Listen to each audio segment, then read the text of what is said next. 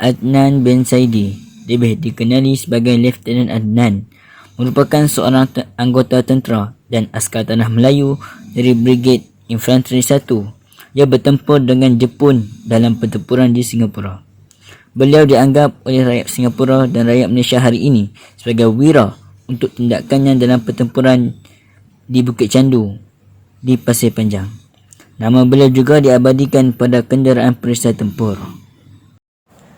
Perjalanan hidup Adnan bermula apabila beliau menyertai ketenteraan askar Melayu pada awal umur 18 tahun, dan selepas tamatkan ketenteraan itu, beliau berhasrat pulang ke kampung halaman. Setelah tiba di kampung, beliau disambut meriah oleh penduduk kampung sambil mengiringi beliau ke rumahnya. Suasana ketika itu begitu meriah sekali. Beliau disapa mesra oleh ibu bapanya, iaitu Mak Milah dan Pak Saidi.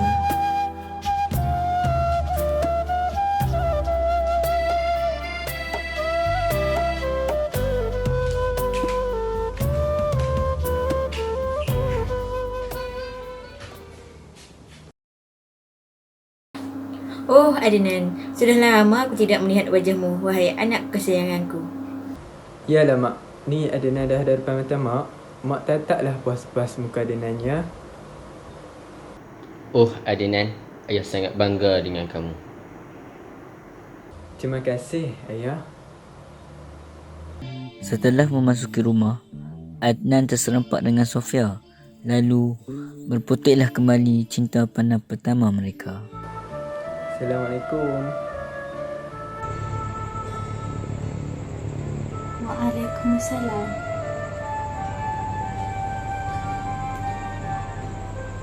Selepas itu, Mak Milah menyuruh Adnan untuk pergi berehat dan bersihkan dirinya.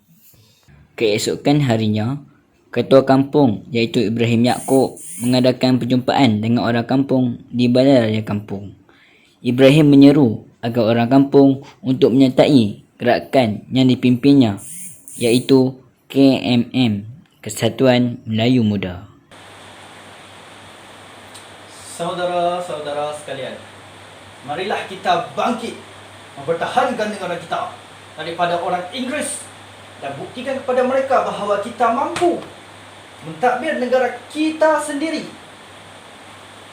Ramai orang kampung bersetuju dengan hujahannya, tetapi mereka tidak tahu bahawa ketua kampung mereka sendirilah yang akan membawa bencana kepada mereka. Pada waktu malam yang sunyi dan sepi, Ibrahim pergi berjumpa dengan Ahseng, atau lebih dikenali sebagai Jeneral Yamashita, yang berpura sebagai tukang parkir basikal untuk membincangkan agenda mereka. Ibrahim, lu ada apa-apa tentang pasal orang Melayu ah? Wah, sudah dapat asuk orang Melayu untuk sertai gerakan Wah. Untuk hari ini saja, Wah sudah dapat 20 orang ahli baru. Wah, bagus-bagus. Lu yang pandai tu. Wah sudah hantar itu kita pada Raja Nipah pasal orang Melayu. Lu jangan takut. Itu tentera Nipah akan tiba di dalam Melayu tak lama lagi. Wah, lu banyak cepat buat kerja. Wah mau tolong lu punya orang Melayu lah. Wah sama itu tentera Nipah memerdekakan negara lu. Ibrahim dengan membuta tuli mempercayai apa yang dikatakan oleh Jeneral Yamashita. Setelah sekian lama Adnan bersuamuka dengan Sofia, Mak Milah dan Pak Saidi ingin menyatukan pasangan ini bagai pinang dibelah dua dalam satu majlis perkahwinan. Majlis itu disambut meriah dan dihadiri oleh semua penduduk kampung. Setelah itu, Adnan dipanggil kembali untuk berkhidmat di pangkalan tentera. Setelah sekian lama berkhidmat, beliau dinaikkan pangkat dan diarahkan untuk menyertai pembarisan di London untuk pertabalan King George yang keempat. Wah, tahniah Adnan atas kenaikan pangkat kau. Terima kasih adik. Alhamdulillah rezekiku. Kau pun apa kurangnya. Mesti nanti kau akan naik pangkat juga kan? Kau ni agak dah saja. Aku tak sehebat macam kau, Nan. Mana tahu tuah ayam nampak di kaki tuah manusia, siapa yang tahu. Pada akhir 1941, Lieutenant Adnan Saidi ditempatkan di Singapura dan membawa keluarganya bersama-sama. Mereka tinggal di rumah besar di Pasir Panjang dalam kawasan yang dikhaskan untuk keluarga Regimen Askar Melayu. Di sinilah bermulanya titik di mana askar Jepun telah tiba di tanah Melayu dan Perang Dunia Kedua akan berlaku. Sementara itu, komunis juga telah berpakat dengan British untuk menubuhkan sekumpulan askar bagi melawan pihak Jepun. Jeneral Yamashita mengajak Ibrahim ke Johor bagi memeriksa keadaan kerana tentera Jepun akan marah ke seluruh wilayah tanah Melayu. Ibrahim, wah pula ajak lu pergi ke Johor. Kenapa, Major? Kankah askar pun berada di tanah Malaysia? Sekarang tentera Jepun akan marah. Wah perlu periksa keadaan di hadapan. Dalam perjalanan ke Johor, mereka ditahan oleh tentera komunis dan hampir tertangkap kerana membawa risalah. Namun, mereka terlepas dari penggeledahan kerana tiba-tiba ketua daripada askar komunis ditelefon oleh orang atasan dan kemudiannya mereka dilepaskan bagi meneruskan perjalanan mereka. Selepas Lieutenant Adnan dan askar Melayu menjalani latihan perang, mereka berehat di bawah sebatang pohon yang besar dan rindang. Sambil berehat, Lieutenant Adnan memberi kata-kata semangat kepada askar-askar Melayu. Dulu, kita fikir orang putih boleh jaga kita, bangsa kita, keturunan kita dan tanah air kita. Kita sangka tiada siapa yang boleh lawan mereka. Tetapi hari ini ramai antara mereka yang telah berundur. Kita tak boleh salahkan mereka. Mengapa mereka berundur? Buat apa mereka berkorban nyawa untuk mempertahankan negara orang? Inilah masanya untuk kita buktikan bahawa kita boleh jaga negara kita sendiri. Untuk apa, Tuan?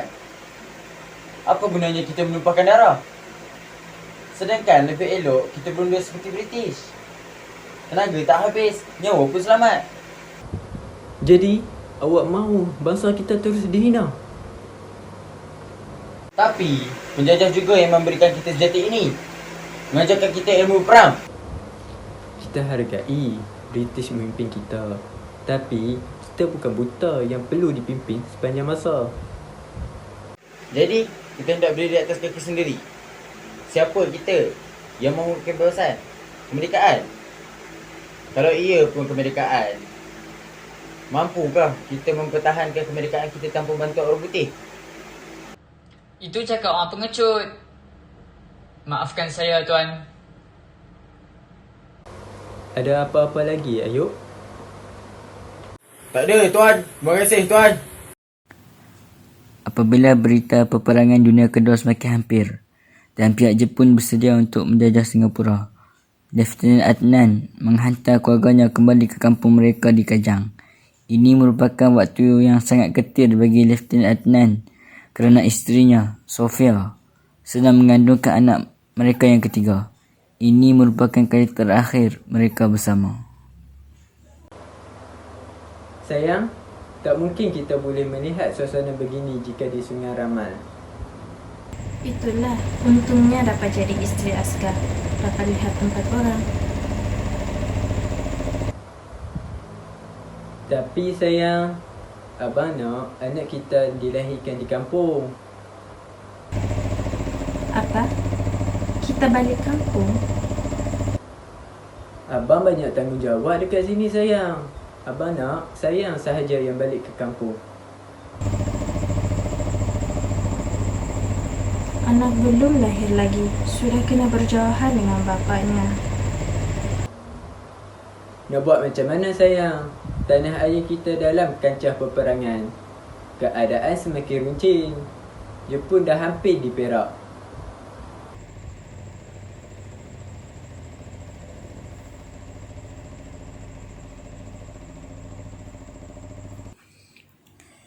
Keesokan harinya, Sofia telah pulang ke Sungai Ramal dengan menaiki kereta api. Askar-askar Jepun telah memporak-porandakan seluruh tanah Melayu dengan mengheret orang Cina keluar dari kedai mereka. Seterusnya, meletupkan bangunan di pekan-pekan dan membakar kediaman penduduk tanah Melayu. Orang kampung sangat berang kepada Ibrahim Yaakob kerana mereka termakan dengan janji manisnya yang katanya Jepun akan membela nasib penduduk tanah Melayu dan membantu kesatuan Melayu muda. Ternyata semuanya hanya indah kabar rupa. Askar Melayu yang ditugaskan untuk menjaga laluan laut melaporkan kepada Lieutenant Adnan bahawa ada bot-bot kecil yang sedang menghampiri kubur mereka. Lieutenant Adnan mengarahkan askar tersebut untuk memastikan sama ada itu musuh atau bukan. Setelah diperiksa, ternyata itu adalah bot-bot yang dinaiki oleh tentera Jepun dan perkara tersebut dilaporkan kembali kepada Lieutenant Adnan. Lieutenant Adnan mengarahkan askar-askar Melayu untuk bersedia dan seterusnya berlakulah peperangan di antara askar Jepun dengan askar Melayu. Namun, kumpulan Lieutenant Adnan kalah. Kemudian, Lieutenant Adnan mengarahkan askar Melayu untuk berundur kerana mereka kehabisan peluru dan ada anggota yang telah terkorban termasuklah sahabat sejak kecilnya iaitu Malik. Setelah diperintahkan untuk berundur dari kubu pertahanan mereka, Adnan dan anggotanya yang terselamat pulang ke pangkalan mereka iaitu di Gatehouse. Adnan pergi ke bilik mesyuarat untuk melaporkan keadaan. Good evening, sir. Hi, Lieutenant Adnan. How are you? How's your platoon? Not that good, sir. I lost 18 my soldiers. 10 wounded, but we killed many Japanese soldiers. Yes, I know you have fought well, Adnan. I'm proud of you. I've ordered the exchange of troops in your platoon. They will report tomorrow morning. Now go rest. Yes, sir. Keesokan harinya, setelah askar-askar Melayu mendapat rehat yang secukupnya, Lieutenant Adnan dan pasukannya kembali bersedia untuk bertempur dan mempertahankan tanah Melayu dari dijajah oleh Jepun. Kita bergerak sekarang. Hari ini kita mendapat maklumat bahawa tentera Jepun semakin hampir dengan kita.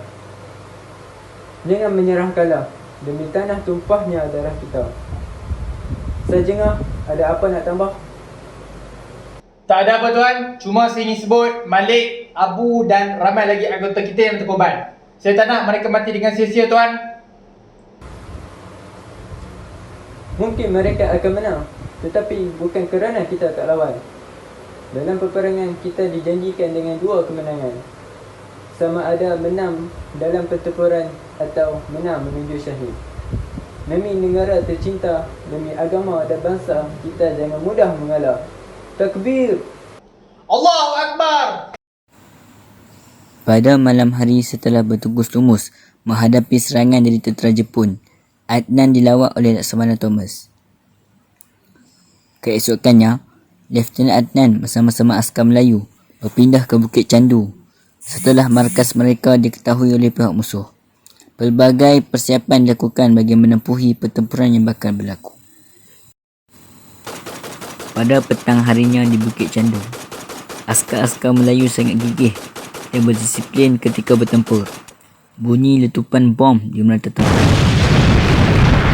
Setelah beberapa lama, pertempuran yang dahsyat melibatkan askar Melayu dan tentera Jepun. Ramai anggota yang cedera dan tentera askar Melayu menghadapi masalah besar iaitu kehabisan bekalan peluru. Lieutenant Adnan meneruskan perjuangan menembak askar musuh tanpa menghiraukan akan nyawanya sendiri. Lalu, beliau mengimbau detik-detik terakhir beliau bersama isterinya yang tercinta, Sofia. Sayang, seadanya abang tak kembali, sayang jagalah anak-anak kita. Pimpinlah mereka menjadi manusia yang baik. Jejak yang abang tinggalkan untuk mereka teruskan. Abang, halalkan makam Nina Sofia dan anak-anak. Supaya reda dengan takdir ini. Semoga Allah menyatukan kita di tempat yang lebih baik, di akhirat. Bala tentera Jepun akhirnya berjaya menawan Bukit Candu pada senja 14 Februari 1942. Tentera British menjerah kalah pada keesokan harinya pada 15 Februari 1942.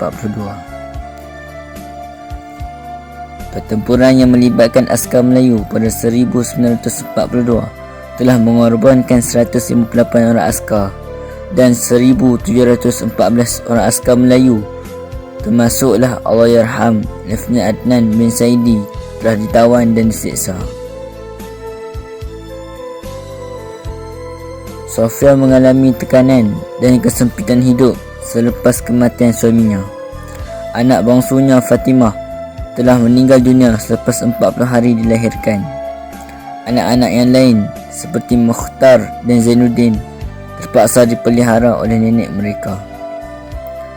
Jasa dan keberanian Allahyarham Lieutenant Adnan telah diiktiraf oleh kerajaan British, Jepun dan Singapura.